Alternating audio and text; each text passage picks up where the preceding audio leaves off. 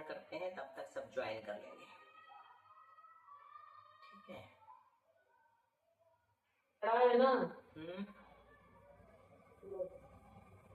दीदी वंदना वंदना वंदना भी अच्छी हो, वंदना हुआ, जय जय।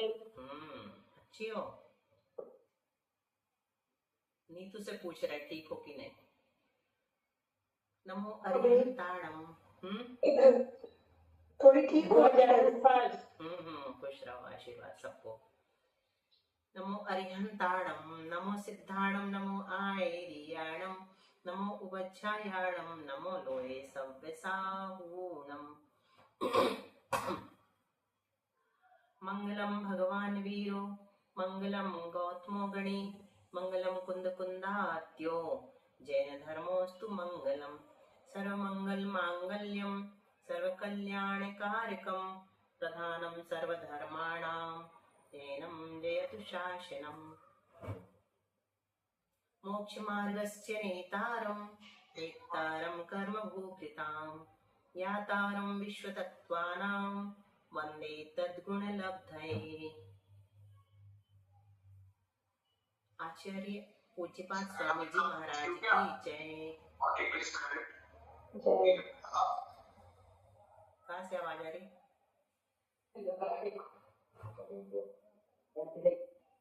संत शिरोमणि आचार्य गुरु श्री विद्यासागर जी महाराज की जय। आचार्य गुरु श्री समय सागर जी महाराज की जय। आचार्य गुरु श्री प्रज्ञा सागर जी महाराज की जय। परम पूज्य गुरु श्री सरल सागर जी महाराज की जय। 3 करोड़ मणि महाराज की जय। द्वादशांग जनवाणी माता की जय। संपूर्ण आरिका माता जी की जय। पूज्य गुरुमती दृढ़मती आदि सभी बड़ी माता जी की जय। आरिका श्री 105 चिंतनमती माता जी की जय। चलो आज पहले थोड़ा सा बताएंगे, उसके बाद एक क्विक रिवीजन करेंगे, क्योंकि ये वाला सूत्र थोड़ा सा बताना रह गया है, उसको बता के रिवीजन करेंगे आज, ठीक है? मतलब कल थोड़ा सा अस्पष्ट था, तो इस सूत्र के अर्थ तक चूंकि हमको पूछना है सबसे, जो बता पाएंगे, इसलिए इसको एक बार बता देते हैं, ठीक है? तो हमने कल पढ़ा था तन्नी सर्गादति गम्माद्वा। तो इसमें हमारे पास किसी का फोन आया था कि इसका विग्रह आदि जो बताया था वो समझ में नहीं आया, तो सरल है उसको बताना हम कल भी आवश्यक समझ रहे थे, लेकिन कल विषय ज्यादा हो गया था इसलिए छोड़ दिया था। तो ये शब्द बना है अपना इस तरह विग्रह करके, दिख रहा है सबसे ऊपर क्या लिखा है? पढ़ो शुभी, ऊपर का बस पढ़ के बताओ यहाँ तक। तत् निसर्गात् अधिगमात् वा, ये विग्रह किया अपन ने इस सूत्र का। इसमें से क्या क्या निकला? तत् निसर्गात् अधिगमात् वा। अब ये जो है तत् का तन्नी हो गया है, तो तत् का तन कैसे हो गया है ना, ये अपने को देखना है। देखो जिसके यहाँ से आवाज आ रही है वो म्यूट कर लिया करो, हाँ, ताकि दूसरे लोगों को डिस्टर्ब नहीं होगा। तो इसका हमने जो सूत्र में रूप दिया है वो लिखा तन निसर्गात् अधिगमात् वा, बस तत् का तन कर दिया है अभी, है ना? क्योंकि सूत्र में तत् का तन हुआ, ताकत दा हुआ है, 2 चेंज आए, बाकी सब वैसे का वैसे। तो ये तन कैसे हुआ? तो एक सूत्र है संस्कृत व्याकरण में जिसका नाम कातंत्र है और सर्ववर्म आचार्य की है। तो उसमें उन्होंने लिखा है एक सूत्र, पर रूपम तकारो लचट वर्गेशु। तकार जो है पर रूप हो जाता है जब लकार च ट वर्ग परे हो, तो लकार मतलब ला, च वर्ग और ट वर्ग मतलब च वर्ग मतलब च छ ज झ इया, ट वर्ग मतलब ट ठ ड ढ ना, मतलब 11 अक्षर पर, इनमें से कोई परे हो यानी बाद में आया हो। तो यहाँ पर क्या आया है? ना, हाँ ना आया है, जैसा दिख रहा, हाँ ये तवर्ग आया, वेरी गुड। तो तवर्ग परे है, पर रूपम तकारो लचट, पर रूपम तकारो लचट वर्गेशु,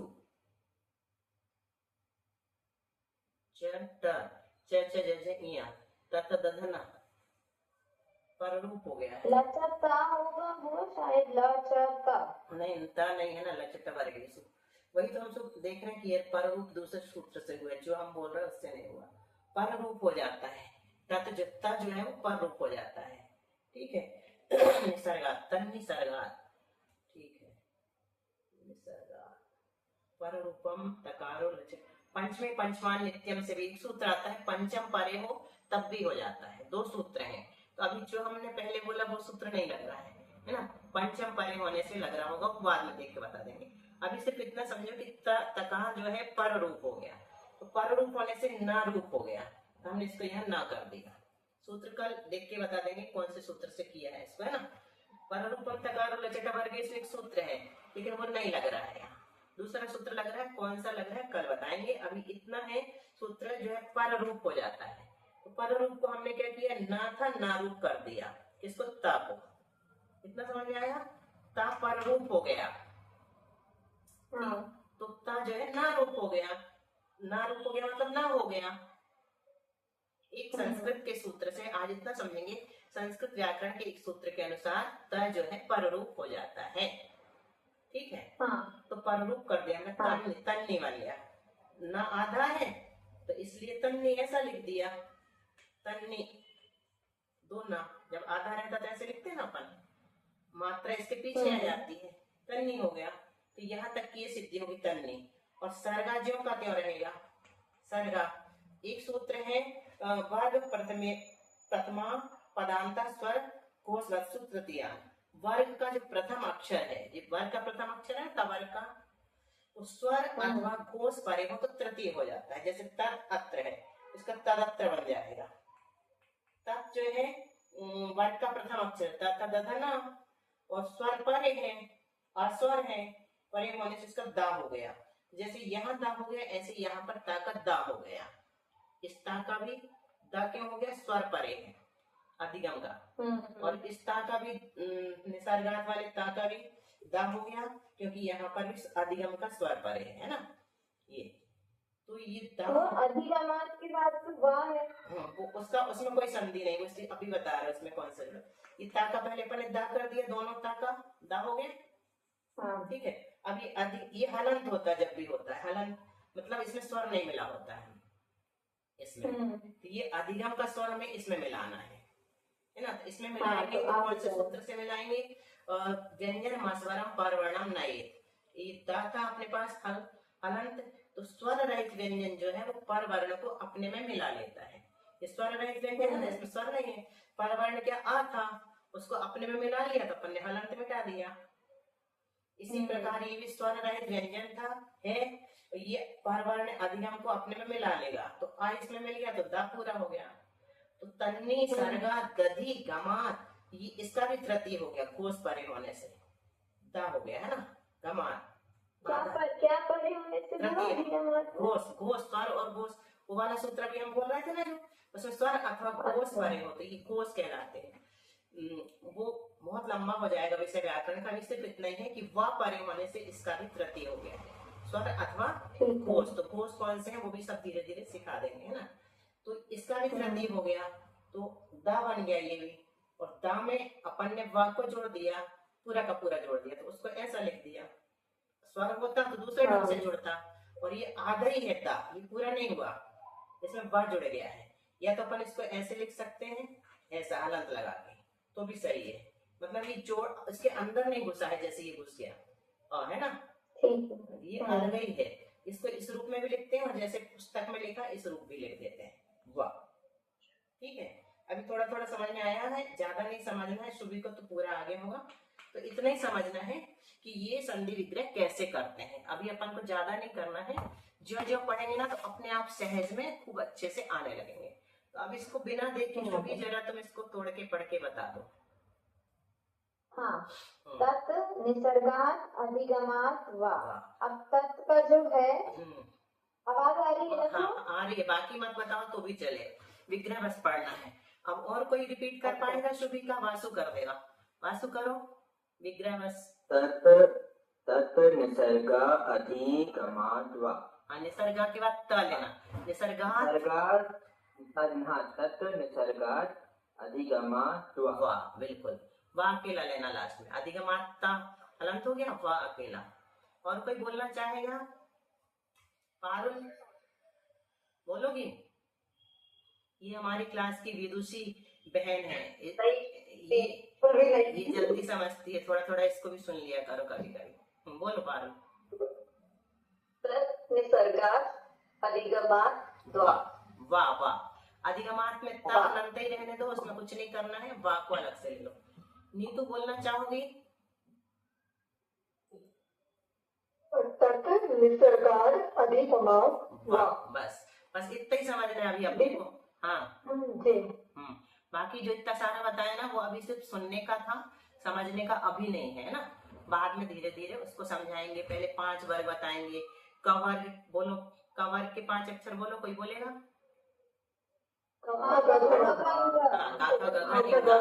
काका गगा इंगा भी बोलते, ठीक है। चवर्ग के बोलो, एक अकेला बोलना, चलो ठीक है। हाँ चर्चा जैसे इया। फिर टवर्ग के बोलो वासु। ता ता ता था धा धा ना। हाँ टा ठा ड ढा ना। और तू तवर्ग का बोलो शुभी। तथा दधना। नीतू बोलो पवर्ग। सही है। तो ये 5 वर्ग अपन पहले याद करेंगे, फिर बाद में धीरे धीरे ऐसे बताया करेंगे, है ना। अभी ज्यादा नहीं बताना था। तो यहाँ पर कल हमने पढ़ा था, उसको थोड़ा सा समझा दें। वह सम्यक दर्शन निसर्ग से और अधिगम से उत्पन्न होता है। निसर्ग का अर्थ स्वभाव है और अधिगम का अर्थ पदार्थ का ज्ञान है। सूत्र में इन दोनों का हेतु रूप से निर्देश किया है। हेतु रूप से निर्देश किया है मतलब समझ में ज्यादा नहीं आया होगा। मतलब क्या था कि जो सम्यक दर्शन है वो निसर्ग से और अधिगम से जो होता है, वो निसर्ग और अधिगम सम्यक दर्शन की उत्पत्ति में हेतु है। हेतु का दूसरा अर्थ क्या है? कारण। तीसरा अर्थ क्या है? निमित्त। मतलब निसर्ग के निमित्त से, निसर्ग के कारण से, अथवा निसर्ग रूप हेतु से। इसी प्रकार अधिगम के कारण हुआ है, अधिगम के निमित्त से हुआ है, अथवा अधिगम कारण बना, कुछ भी कहो। इस तरह इनका अर्थ लेना। ये दोनों क्या है? हेतु रूप से इनका निर्देश है। ये हेतु है। किसका हेतु? सम्यक दर्शन का हेतु। सम्यक दर्शन की उत्पत्ति का हेतु है, निमित्त है, कारण है।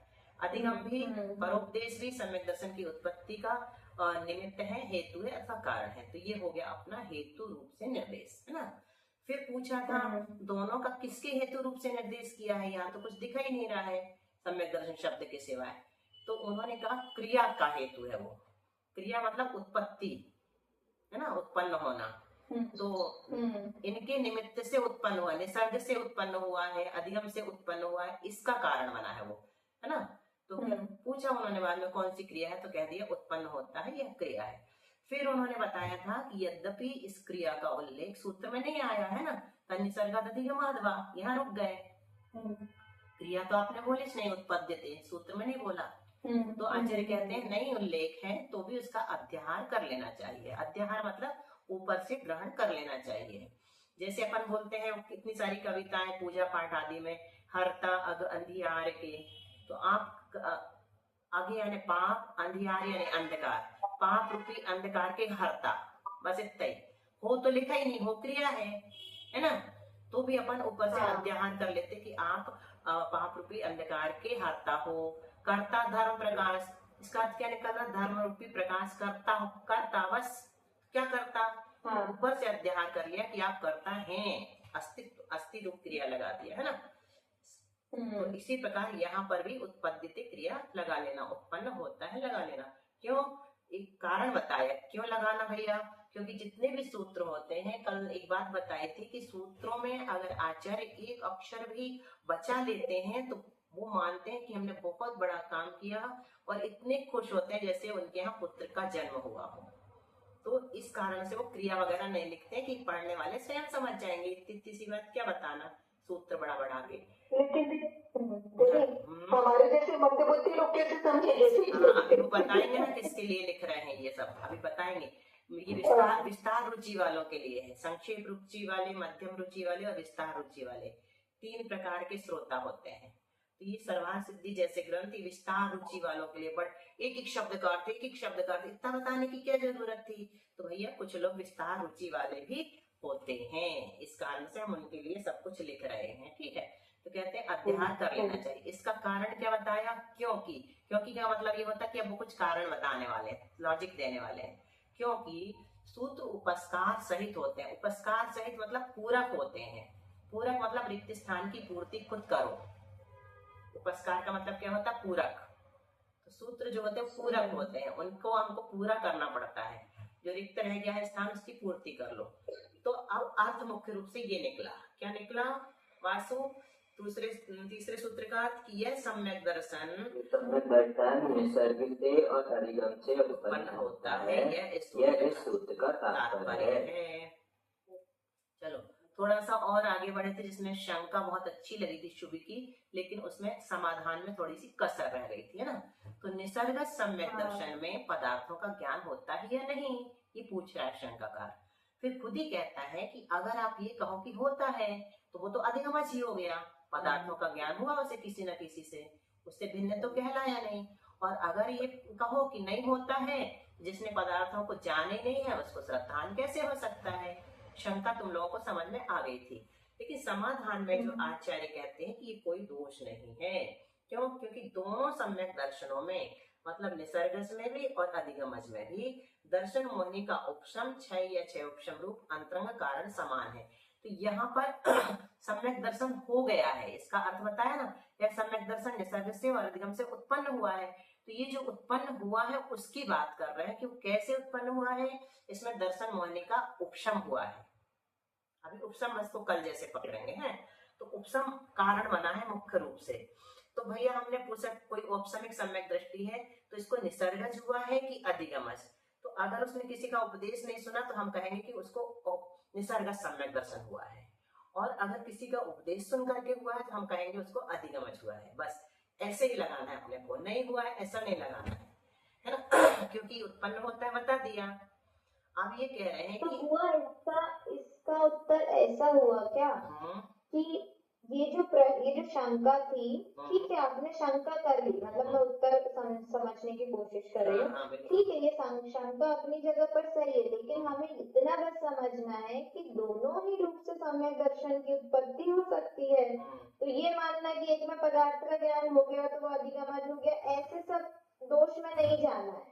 एक स्वभाव से प्रकट हो जाता है, एक परोपदेश से प्रकट हो जाता है, किसी भी रूप में प्रकट हो, दोनों में ही एक दूसरे का ज्ञान तो हो ही जाता है। स्वभाव से भी प्रकट होगा तो भी हो जाएगा और उससे होगा तब भी। यही आंसर है। इसमें थोड़ा सा और जोड़ेंगे। कल हमने थोड़ी सी देशनल अवधि बताई थी। तो फिर जो निसर्गज अभी हुआ है, हमको किसी का उपदेश नहीं मिला और हो गया, तो कारण तो बना दर्शन मोहिनी का उपशम, मतलब मिथ्यात्व समय प्रकृति का उपशम होना, मतलब अंतर मुहूर्त के लिए उनको उदय में आने से रोक देना। अब वो तीनों वैभाविक जो कर्म है वो उदय में नहीं आएंगे, है ना, दर्शन मोहिनी के भेद। तो रोक दिया है। तो ये कैसे रोका? बिना उपदेश के रोका, निसर्ग से हो गया। मतलब हमने पूर्व जन्म में परोपदेश सुना था और वो प्रकट हुआ अभी, तो निसर्ग से हमें सम्यक दर्शन हो गया। वो निमित्त बना। पूर्व जन्म में जो संस्कार पड़े हुए थे ना, वो निमित्त बना, तो सम्यक दर्शन हो गया। तो उसको हमने निसर्गज कह दिया। और परोपदेश से डायरेक्ट, जैसे शेर की पर्याय में महावीर भगवान को हुआ था, तो डायरेक्ट परोपदेश से हुआ था। दो मुनियों ने उनको संबोधित किया था, उनको परोपदेश मिला और वो सम्यक दृष्टि हो गए। तो ये साक्षात परोपदेश जो जिसको मिलता है वो अधिगम सम्यक दर्शन कहलाता है। साक्षात नहीं मिलता, लेकिन पूर्व भाव में नियम से उसने देशना सुने हैं, वो संस्कार उसके पड़े थे, अब वो निमित्त बन गए, तो वो निसर्गज इस भाव की अपेक्षा से कहलाता है। लेकिन इस भाव में जब उसको सम्यक दर्शन हुआ तो उस समय दर्शन मोहिनी का उपशम नियम से हुआ। मतलब मिथ्यात्व सम्यक प्रकृति, इन तीन प्रकृतियों के साथ अनंतानुबंधी चार का उसने उपशम किया। और क्षय किया तो क्षय हो गया, क्षय उपशम किया तो क्षय उपशम एक हो गया। तो ये पहले ही लगाना है अपने को कि सम्यक दर्शन हुआ है। उसके बाद बताया कि कौन सा हुआ है। अगर उपदेश के बिना हुआ तो निसर्गज हुआ, और उपदेश पूर्वक हुआ तो अधिगमज हुआ। तो ये दो प्रकार का होता है सम्यक दर्शन। निमित्त ये तो मतलब ये तो जरूरी ही है, चाहे तुमको उपदेश मिले या निसर्गज हो, उपशम तो होना जरूरी है, क्षय उपशम होना जरूरी है, क्षय होना जरूरी। अब क्षय उपशम सम्यक दर्शन जैसे कि हमने कल कहा था कि प्रथमोपशम वाले को भी हो सकता है। और जो मिथ्या दृष्टि है, एक बार जिसने कभी भी उपशम सम्यक दर्शन प्राप्त कर लिया, उसको दोबारा मिथ्यात्व से सीधा भी क्षय उपशम सम्यक दर्शन हो सकता है। ठीक है, फिर से उपशम होगा तो वो पल्ले के असंख्यात विभाग काल बीतने के बाद होता है, वो आगे के ग्रंथों का विषय है।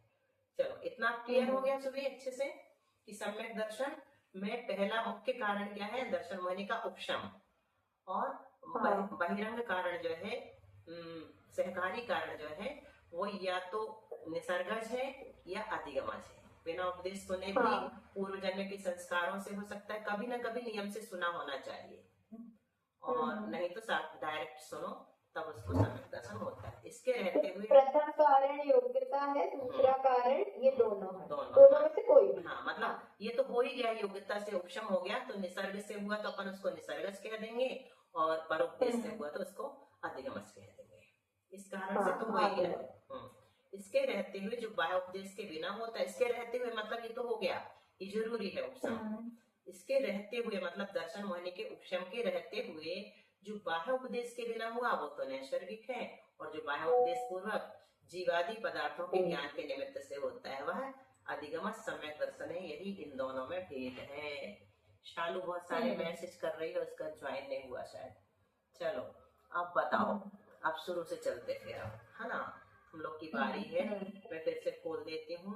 सबसे पहले शुभी, और फिर से 3 सूत्रों के अर्थ सहित उच्चारण, फिर वासु, और फिर उसके बाद नीतू, और जो भी करना चाहेंगे, है ना, क्विक रिवीजन। हाँ हुआ। सम्यक दर्शन ज्ञान चारित्राणि मोक्ष मार्ग, मोक्ष मार्ग नहीं, यहाँ से अच्छा, मोक्ष मार्गस्य नेतारं वेत्तारं कर्म पूर्वतां यातारं विश्वतत्त्वानां वन्दे तद्गुणलब्धये। जो मोक्ष मार्ग के नेता है, कर्म रूपी पर्वतों के भेदता है, संपूर्ण तत्वों के ज्ञाता है, ऐसे उन जिनेंद्र देव को उन्हीं के जैसे गुणों की प्राप्ति के लिए मैं नमस्कार करती हूँ। सम्यक दर्शन ज्ञान चारित्राणि मोक्ष मार्ग, सम्यक दर्शन, सम्यक ज्ञान, सम्यक चारित्र, ये तीनों मिलकर मोक्ष मार्ग है, अथवा इनकी एक रूपता मोक्ष का मार्ग है। तत्वार्थश्रद्धानां सम्यक दर्शनम, जो पदार्थ जिस रूप में अवस्थित है उसको उसी रूप में जानना एवं श्रद्धान करना सम्यक दर्शन है। तन्निसर्गादधिगमाद्वा, वह सम्यक दर्शन 2 प्रकार का है, निसर्गज और अधिगमज, अथवा सम्यक दर्शन निसर्गज और अधिगमज के हेतु से उत्पन्न होता है। बहुत अच्छा, ठीक है, सबको समझ में आ गया।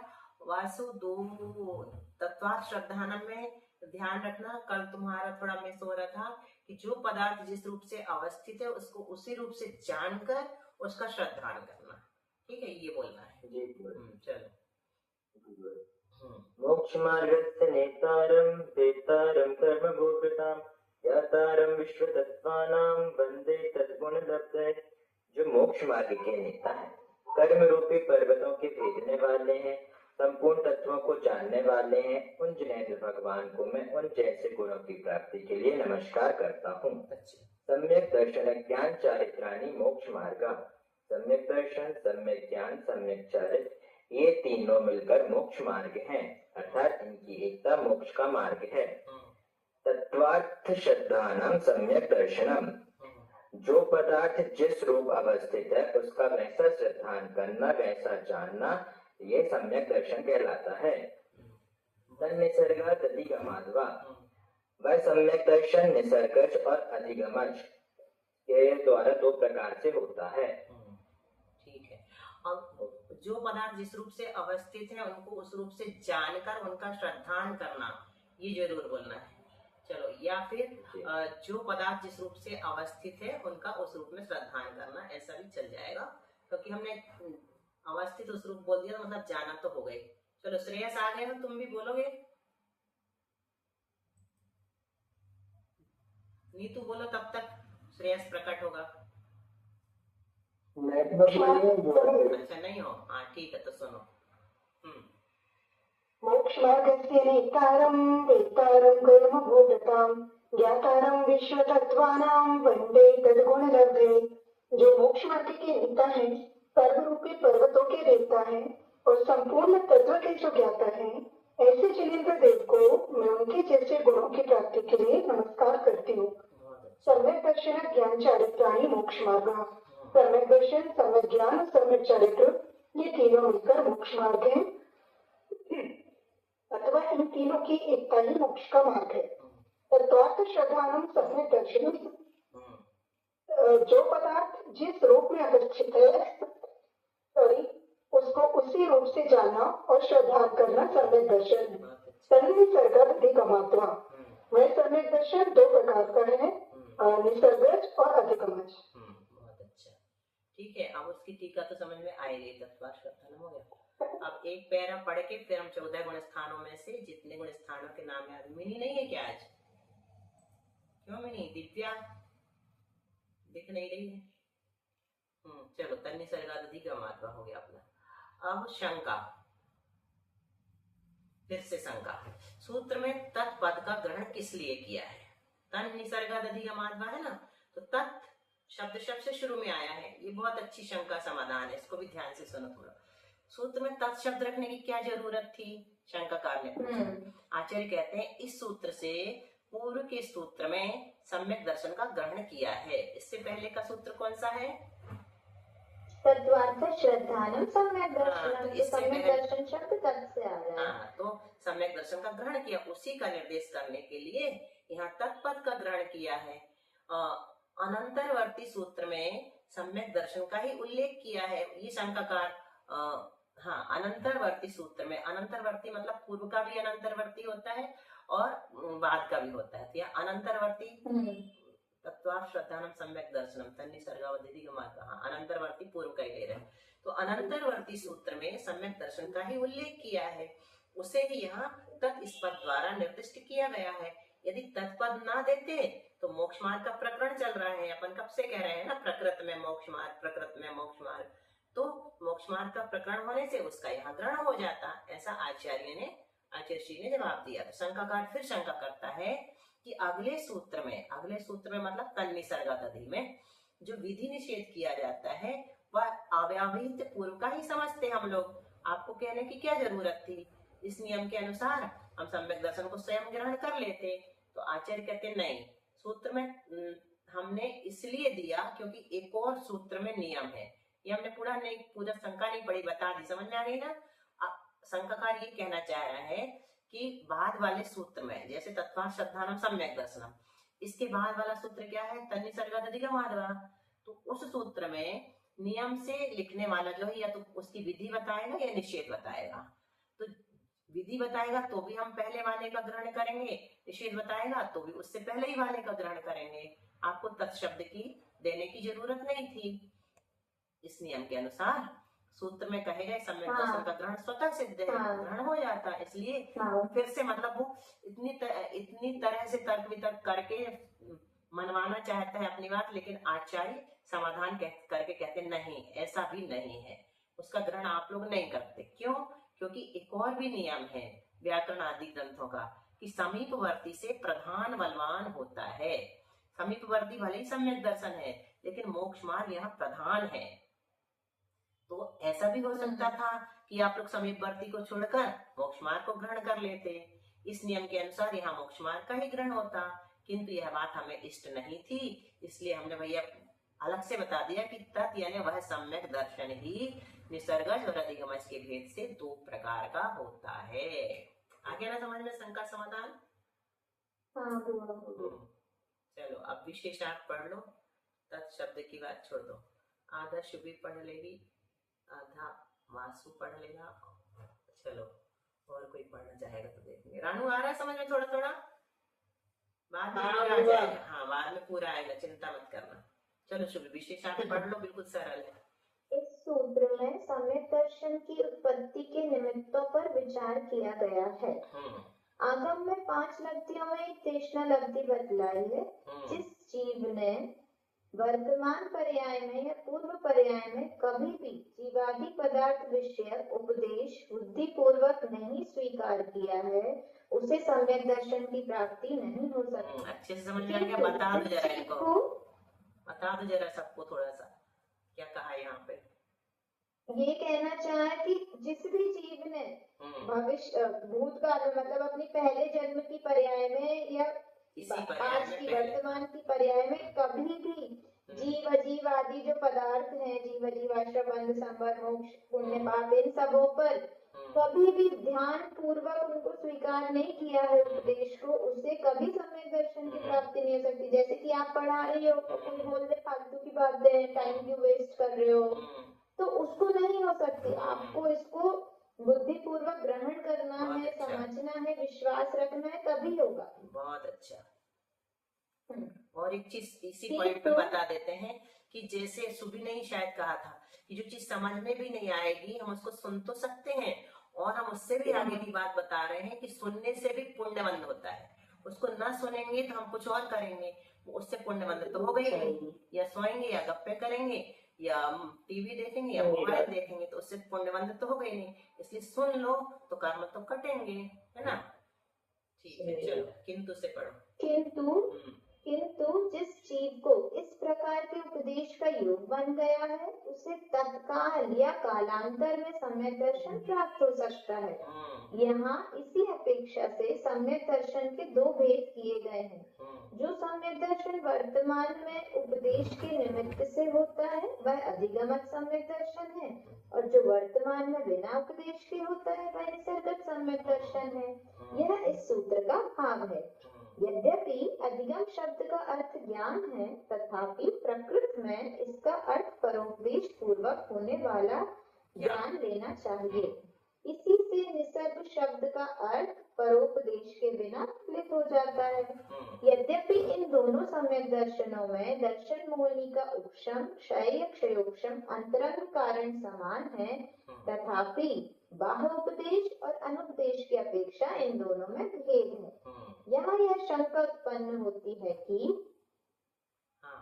क्षायिक सम्यक दर्शन जबकि केवली और श्रुत केवली के पादमूल में ही होता है, तब उसमें सम्यक दर्शन का निसर्गज भेद न घटकर केवल अधिगमज यही भेद घट सकता है। फिर क्या कारण है कि टीका में अंतरंग कारणों का निर्देश करते समय उपशम और क्षयोक्षम के साथ क्षय का भी निर्देश किया गया है? अब ये थोड़ा सा समाधि, इस शंका का सुनो। अब ये 3 लाइन थोड़ा बता देते हैं। ये 3 लाइन थोड़ा बता देते हैं। यहाँ पर यहाँ तक तो पूरा समझ में आ गया, इन दोनों में भेद है ना, शुभी ने जो पढ़ा। यहाँ यह शंका उत्पन्न होती है, ये थोड़े से आगे की ग्रंथों की अपेक्षा से, लेकिन सरल है इसलिए तुमको बता देते हैं कि क्षायिक सम्यक दर्शन जो होता ना, जिसको हो जाता है उसको क्षायिक सम्यक दृष्टि कहते हैं। और क्षायिक जैसे अपन ने सुना अभी कि एक बार अगर किसी को सम्यक दर्शन हो गया तो उसका संसार कितना बचता है, परावर्तन काल ना। और जिसको चुल्लू भर मात्र, और जिसको क्षायिक सम्यक दर्शन एक बार प्राप्त हो जाता है उसके 3 या 4 भाव ही शेष रहते हैं, नियम से मोक्ष चला जाता है। मतलब ये इतना महान है। जबकि जो चुल्लू भर है ना उसमें असंख्यात भाव हो सकते हैं। सोचो इतना अंतर, चुल्लू भर भी असंख्यात भाव दिलाने वाला है, हाँ। लेकिन क्षायिक सम्यक दर्शन उससे इतना ज्यादा महान है कि ये अगर एक बार हो गया किसी को तो 3 या 4 भाव आएंगे। 4 भाव कैसे बनते हैं? यहाँ से मरण करके भोग भूमि में जाएगा, फिर स्वर्ग में जाएगा, फिर मनुष्य में आएगा, और फिर मोक्ष हो जाएगा। पहले भाव को भी गिनेंगे। पहला मनुष्य भाव, दूसरा भोग भूमि, तीसरा स्वर्ग और चौथा फिर मनुष्य का। लेकिन अगर 3 भाव होंगे तो क्षायिक सम्यक दृष्टि अगर मनुष्य आयु का बंध पहले से नहीं किया है तो नियम से स्वर्ग जाता है। 3 भाव बनते हैं, पहला मनुष्य जिसमें है, दूसरा देव और तीसरा फिर मनुष्य बन के मोक्ष। मतलब इतना महान है ये कि इसको प्राप्त कर लिया, समझ लो अपन को केवल ज्ञान हो गया। तो ये शंका यहाँ पर की कि क्षायिक सम्यक दर्शन केवली और केवली के पादमूल में होता है, ऐसे नहीं होता। ये इतना खेल नहीं है, इसलिए पंचम काल में नहीं होता है ना। क्यों नहीं होगा? क्योंकि केवली श्रुत केवली का पादमूल ही नहीं है। पंचम काल के प्रारंभ में मिले थे भद्रवाह की श्रुत केवली, लेकिन जिनकी उत्पत्ति पंचम काल में होती है उनको श्रुत केवली के पादमूल में भी नहीं होता। चौथे काल में जन्म लिया है कोई जीव, उनको मिल जाएगा श्रुत केवली का पादमूल, तो क्षायिक सम्यक दर्शन हो सकता है। तो कहते हैं कि क्षायिक सम्यक दर्शन केवली अथवा श्रुत केवली के पादमूल में होता है, मतलब निकट। तब उसमें सम्यक दर्शन का निसर्गज भेद न घटकर केवल अधिगमज यही भेद घटेगा, क्योंकि पादमूल में हुआ है तो उपदेश सुन के ही तो कहलाया ना। जब पाद मूल में है तो उपदेश तो मिला था, हाँ। अधिगम अकेला लगाओ, निसर्गज कैसे कहलाएगा? तो फिर क्या हाँ। कारण है कि टीका में अंतरंग कारणों का निर्देश करते समय आपने उपशम और क्षय उपशम के साथ क्षय भी लिख दिया, है ना? क्षय तो बिना अधिगम अकेला होता है। तीनों कारणों को आपने क्यों जोड़ा? तो आचार्य कहते हैं कि दूसरे और तीसरे नरक से आकर के जो जीव तीर्थंकर बनते हैं, जैसे श्रेणिक राजा हैं, वो कहाँ पर है? प्रथम नरक में। फिर वहां से आके कौन से तीर्थंकर बनेंगे? महापद्म स्वामी। हाँ, पहले तीर्थंकर बनेंगे इसी आर्यखंड में, हाँ। भारत क्षेत्र में पहले तीर्थंकर हाँ। बनेंगे। और श्री कृष्ण जी कहाँ हैं? तीसरे वो तीसरे नरक में, बिल्कुल ठीक। तो वो वहां से आकर कौन से तीर्थंकर बनेंगे? 16वें तीर्थंकर बनेंगे, निर्मल नाम के, इसी धरती पर, इसी भरत क्षेत्र में। तो जो तीर्थंकर अब वो निकल के आए, तीर्थंकर होंगे, है ना, दूसरे तीसरे नरक से निकल करके आए, उनके लिए श्रेणिक तो छायिक सम्यक दर्शन को लेकर के गए, है ना, क्योंकि जिनको छायिक सम्यक दर्शन हो जाता है उनको अगर नरक जाना पड़ता है, पहले नरकायु की बंद कर ली थी ना, नरकायु को बंद कर लिया था ना राजा श्रेणिक ने सांप डाल के, है ना, तो सांप निकल भी गया, पश्चाताप भी कर लिया, सब कर लिया, 60,000 प्रश्न भी पूछ लिए महावीर भगवान से, तो भी वो नरक आयु उनकी बदल नहीं सकती, है ना। एक बार जो आयु बांध ली है तो घट तो सकती है, लेकिन नरक से स्वर्ग हो जाए या मनुष्य हो जाए या त्रियंश हो जाए तो ऐसा नहीं हो सकता। तो उनको नरक तो जाना पड़ा, लेकिन पहले नरक जाना पड़ा। तो 7वें नरक की उत्कृष्ट आयु कितनी है? 33 सागर बांधी थी उनने, उसको घटा करके कितना कर लिया उनने? 84,000 वर्ष मात्र कर लिया। तो ये कैसे कर लिया? उस विशुद्धि के परिणाम से, जिससे कि उन्हें छायिक सम्यक दर्शन प्राप्त किया। उससे उन्होंने एक तरह से अपकर्षण, इसको अपकर्षण शब्द ना दे करके अपवर्तना कहते हैं, छायिक को कट करके अपवर्तन करके घटा के थोड़ी सी कर ली। और 84,000 क्यों किया? क्योंकि जो तीर्थंकर प्रकृति का बंद करने वाले जीव होते हैं उनकी जघन्य वाली आयु नहीं होती। नरक की जघन्य आयु कितनी है? 10,000 वर्ष। तो 10,000 भी तो कर सकते थे वो, तो उनको जघन्य आयु नहीं मिलती है, उनको 84,000 ही मिलती है उत्कृष्ट से। और उतना काल भी उनका फिर पूरा हो जाता है, जब तक तीर्थंकर होंगे तब तक आ जाएंगे, है ना। तो सब निमित्त बनते हैं। तो वो जो निकल करके आएंगे तीसरे नरक से, कौन? श्री कृष्ण जी। अब उनको छायिक सम्यक दर्शन नहीं है, मान के चलो छायोपशमिक है, क्योंकि छायोपशमिक वाले नीचे जाते हैं और छायिक वाले पहले नरक में रहते हैं, है ना। तो छायोपशमिक सम्यक दर्शन है, तो वहां से निकलेंगे ना, तो वो मनुष्य गति में आके छायिक सम्यक दर्शन की प्राप्ति करेंगे। तो यहाँ पर उनको केवली श्रुत केवली का पादमूल तो मिलेगा नहीं, क्योंकि एक तीर्थंकर के काल में दूसरे तीर्थंकर जन्म नहीं लेते, है ना। तो उन्हें जन्म लिया तो निसर्गज हो गया। हाँ, तो उनको निसर्गज हो जाएगा। अतः छायिक सम्यक दर्शन में भी निसर्गज और अधिगमज, ये तो बहुत जल्दी पूरा बोलने के पहले पकड़ लेती है। दिस इज कॉल्ड ब्रिलियंस, है ना। यही कारण है कि प्रकृति में 3 प्रकार के सम्यक दर्शनों को निसर्गज और अधिगमज के भेद से 2-2 प्रकार का बतलाया है। बहुत अच्छा समझ में आ गया, है ना, कितना कठिन भी। अब उसको अपन कठिन कहने ही छोड़ दो, it's very easy, very easy, very easy, है ना। दीदी आपका तरीका इतना अच्छा है, कठिन विषय भी आप बहुत अच्छे से समझा देती हैं। बहुत धन्यवाद। कोशिश तो यही रहती कि और भी सरल करें, लेकिन और भी सरल करेंगे ना तो फिर तुम लोग को सरल सुनने की आदत हो जाएगी। और अभी एक ध्यान सागर जी का हमने वो सुना, रील चलती ना आजकल, उसमें उन्होंने स्मृति बढ़ाने का तरीका बताया। आधा मिनट बचा है, बता देती हूँ, अपन जिनवाणी स्तुति खुद कर लेंगे सब अपनी अपनी, है ना। उन्होंने बताया कि बहुत एकाग्रता से सुनना पड़ता है, स्मृति बढ़ाना है तो, और उसके साथ शरीर भी न हिले तो और जल्दी स्मृति बढ़ती है।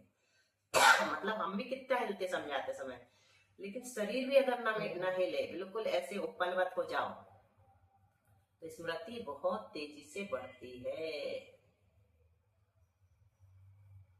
बोधि समाधि परिणाम शुद्धि स्वात्मोपलब्धि शिव सौख्य सिद्धि चिंतामणि चिंतित वस्तु दाने त्वं वन्दे मनस्य ममास्तु देवी।